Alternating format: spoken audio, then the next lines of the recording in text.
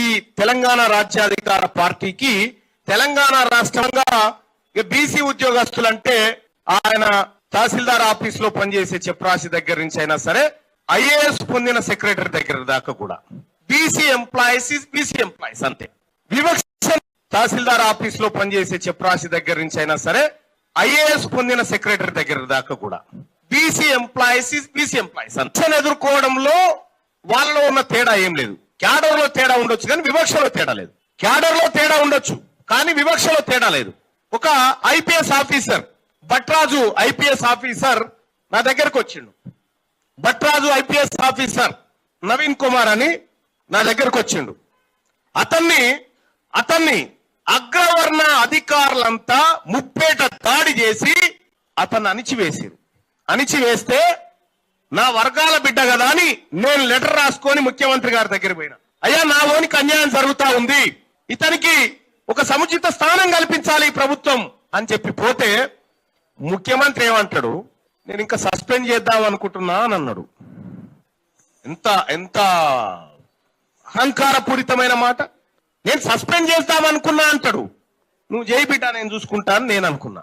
ఇదే ముఖ్యమంత్రి గారు ఇవాళ హైకోర్టులో 42% పైన జీవో పైన విచారణ జరుగుతూ ఉంది కదా. తెలంగాణ రాష్ట్రం ఏర్పడ్డ కొత్త కాంగ్రెస్ పార్టీ ప్రభుత్వం అధికారంలోకి వచ్చిన కొత్తలో నేను ఒక లెటర్ తీసుకొని పోయిన ముఖ్యమంత్రి గారి దగ్గరికి.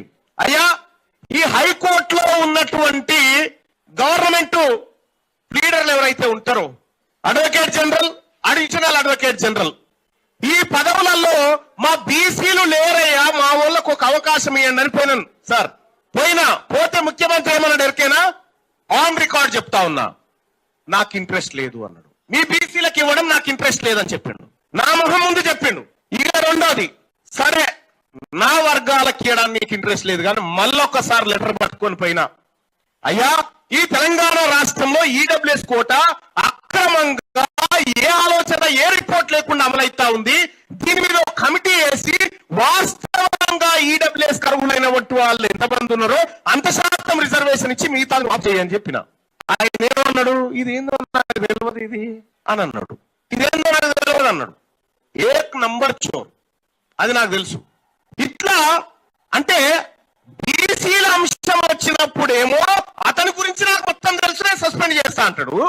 మరి ఉద్యోగాల్లో సస్పెన్షన్ అంటే ఉద్యోగం రాకముందుకే అర్హత కోల్పోతున్న బీసీల విషయంలో నాకు తెలియదు అంటాడు ఆయన. ఒక ముఖ్యమంత్రికి ఎంత క్లారిటీ ఉంది అలా వర్గాల కోసం అనేది నాకు అర్థమైంది.